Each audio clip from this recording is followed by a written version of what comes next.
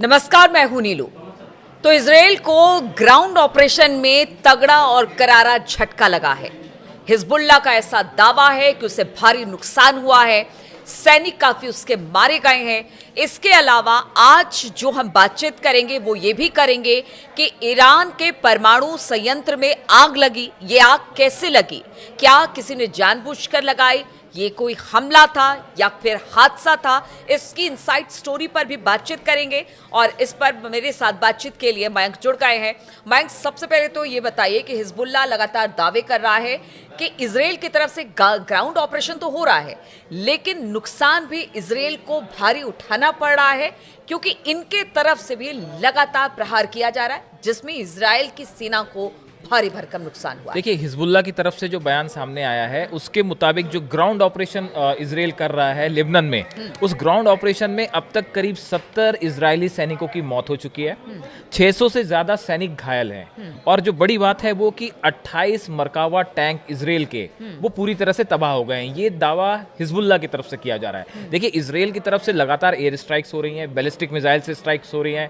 F-35 planes जो हैं वो लगातार लेबनान में और पर्टिकुलर जो साउथ लेबनान है वहां पे लगातार बमबारी कर रहे हैं। लेकिन जो ग्राउंड ऑपरेशन है उसमें जो हिजबुल्लाह का दावा है उनके मुताबिक 28 मरकावा टैंक्स। देखिए, जब भी ग्राउंड ऑपरेशन होता है उसमें मरकावा टैंक्स की अहम भूमिका होती है, इजराइल के जो टैंक्स हैं।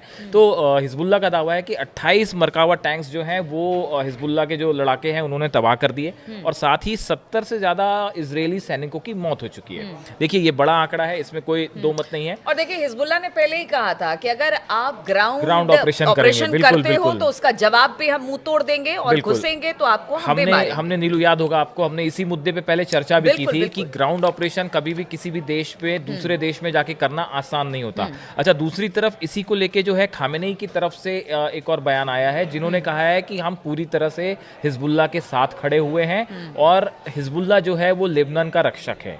तो देखिए, यहाँ पे ईरान ने भी अपने इंटेंशन साफ कर दिए हैं कि जो हिजबुल्लाह को अभी भी हिजबुल्लाह जो इजराइल पे हमले कर रहा है, ये बात तो साफ है कि ईरान की तरफ से भी और रूस की तरफ से भी जो रॉकेट्स गिर रहे हैं, जो बैलिस्टिक मिसाइल्स फायर कर रहा है हिजबुल्लाह, इतना नुकसान होने के बाद भी वो ईरान और इसकी तरफ से जा रहा है। अब जो दूसरी बात आपने करी, जो बड़ी इंटरेस्टिंग बात है कि कल देखिए, कल दोपहर को करीब ये खबर आई थी कि ईरान का जो परमाणु प्लांट है, खराज परमाणु प्लांट है, इसमें से अचानक धुआं निकलने लगा, इसमें आग की लपटें दिखाई देने लगी और ये चर्चा छिड़ गई पूरे सोशल मीडिया पे कि इस परमाणु प्लांट में क्या किसी तरह का हमला हुआ है।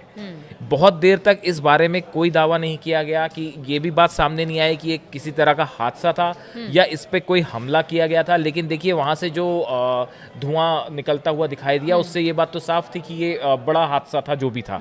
इसके बाद वहां पे क्या हालात हैं, इसको लेके कोई डिटेल और पुख्ता जानकारी निकल के सामने नहीं आई है। लेकिन एक बात तो तय है नीलू, देखिए, ये जो है इसको लेके इस तरह की चर्चाएं हैं कि किसी तरह का सैबोटाज भी हो सकता है। देखिए, पहले भी हमने एक चर्चा की थी, टारगेट तो लगातार ईरान के परमाणु संयंत्र, उनके प्रोग्राम रहे हैं पिछले, और बार बार इसको लेकर चिंता भी जताई गई है। माया, देखिए, कल ही जो है वो नेतन्याहू की तरफ से ये साफ कर दिया गया था कि भाई ईरान पे तो हमला होके रहेगा। नेतन्याहू की तरफ से कहा गया कि देखिए, इजराइल पे, हमारे घर पे ईरान ने हमला किया है तो हम बदला लेंगे। और वैसे ही कल योव गैलेंट जो रक्षा मंत्री हैं इजराइल के, वो एक एयर बेस पे गए थे, वहां पे उन्होंने सैनिकों से मुलाकात की और जो सोर्सेस से खबरें आ रही हैं कि इजराइल की तरफ से ये जो डिले हुआ, इजराइल एक बड़ी वॉर प्रैक्टिस कर रहा था, वॉर ड्रिल कर रहा था कि ईरान पे कैसे हमला करना है। कल योव गैलेंट की तरफ से कहा गया कि भाई ये जो हमारी तैयारी थी अब ये पूरी हो गई है। बल्कि ऐसी भी खबरें हैं कि एक पूरा फॉर्मेशन तैयार किया गया है, प्लान तैयार किया गया है कि इजराइल अब कैसे हमला करेगा।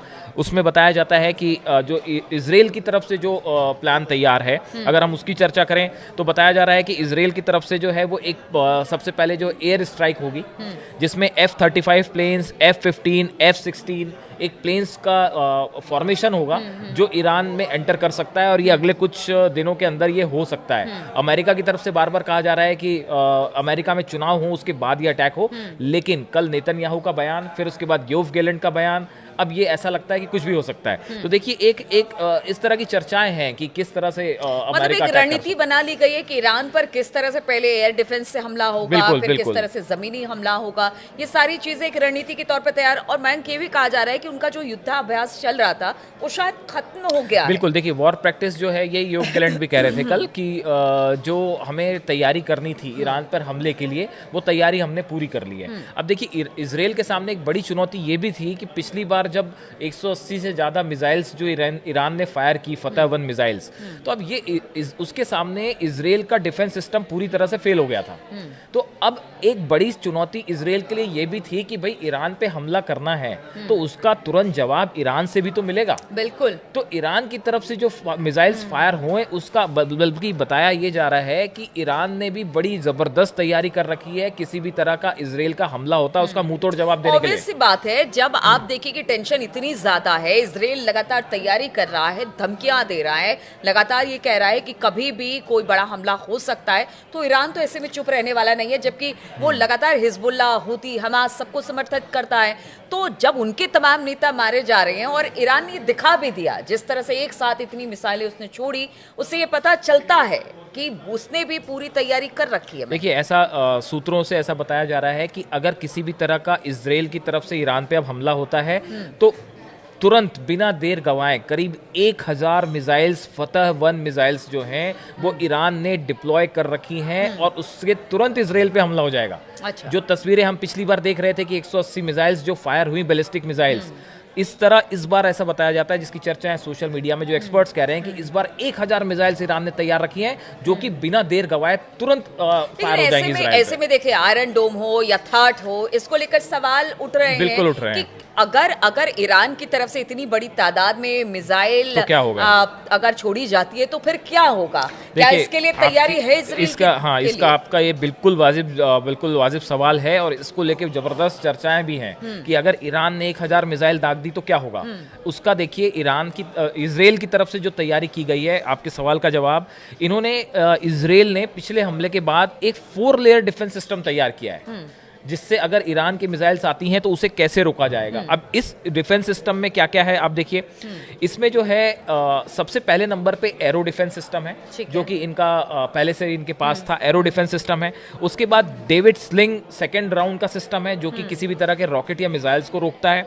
उसके बाद तीसरे लेवल पे जो है वो थार्ड, जो कि अमेरिका की तरफ से प्रोवाइड किया गया थार्ड सिस्टम भी अब सब जगह डिप्लॉय कर दिया गया है, जो कि बैलिस्टिक मिसाइल्स को रोकने का काम करता है। और उसके बाद फिर आयरन डोम। देखिए पिछली बार जो है वो जो हमले ईरान से हुए उसने इसराइल को निश्चित रूप से बिल्कुल हिला के रख दिया था कि देखिए इतने आयरन डोम सिस्टम पूरी तरह से फेल हुआ इसके आगे और मिसाइल्स गिरी, जिसकी तस्वीरें सामने आई, उसको डिनाई नहीं किया जा सकता था। तो उसके बाद बड़ी ये चिंता थी इसराइल के सामने और चुनौती थी कि भाई कैसे इसको रोका जाए। तो अब ये जो इतना समय लगा, जो हम सोच रहे थे या जिस तरह की बातें हो रही थी कि देर क्यों हो रही है, ये डिफेंस सिस्टम एक अमेरिका की मदद से जो है इसराइल ने तैयार किया है, 4 लेयर का डिफेंस सिस्टम। लेकिन ऐसा ही डिफेंस सिस्टम ईरान ने भी तैयार कर रखा है।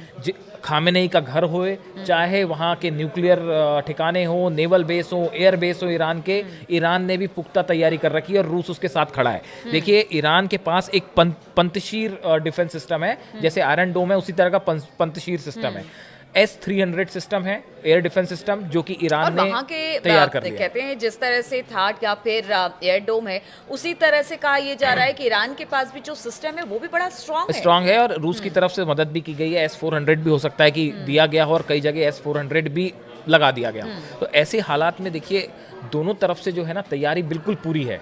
और ऐसा लगता है कल के कुछ बयान सामने आने के बाद कि अब जो है हो सकता है अमेरिका के चुनाव का इंतजार ना किया जाए और नेतन्याहू कभी भी कुछ भी कर सकते हैं। और आपका जो न्यूक्लियर प्लांट वाली बात थी, देखिए ईरान के 5-6 न्यूक्लियर प्लांट्स हैं जो कि बड़े क्रूशियल हैं। एक फोर्दो न्यूक्लियर प्लांट है, अराक में न्यूक्लियर प्लांट है, नतांज है, इस्फहान है और बुशर है। इस्फहान जो प्लांट है ये तो चीन की सहायता से चल रहा है और बुशर जो है वो रशिया की सहायता से चल रहा है। तो देखिए रूस की तरफ से भी ये साफ कर दिया गया है कि इस पूरी लड़ाई में हम ईरान के साथ मजबूती से खड़े हैं और न्यूक्लियर ठिकानों पे हमला नहीं होना चाहिए। ये रूस की तरफ से एकदम सीधा मैसेज है इजराइल को। ईरान की तैयारियां पूरी हैं कि अगर हमला होता है तो 1000 मिसाइल सीधा फायर होगी इजराइल के ऊपर। इजराइल की तैयारियां पूरी हैं F-35 प्लेन्स तैयार हैं, बैलिस्टिक मिसाइल्स तैयार हैं, अब तो योव गैलेंट भी तैयार दिख रहे हैं और नेतन्याहू भी तैयार दिख रहे हैं। तो ये जो लंबा इंतजार था, ऐसा लगता है कि अब ये खत्म होने वाला है और एक बार फिर कोई भयानक तस्वीरें और खबर आने वाली है। बिल्कुल, तो आपने देखा कि आज हमने बातचीत की कि किस तरह की तैयारी, देखिए दोनों देश, अगर इजराइल की बात की जाए या ईरान की बात की जाए, युद्ध के मुहाने पर है, तैयारी दोनों की तरफ से है, बचाव भी दोनों की तरफ से किया गया है, लेकिन पहल किसकी तरफ से होगा, इस पर लगातार हमारी नजर बनी रहेगी। आप बने रहिए हमारे साथ।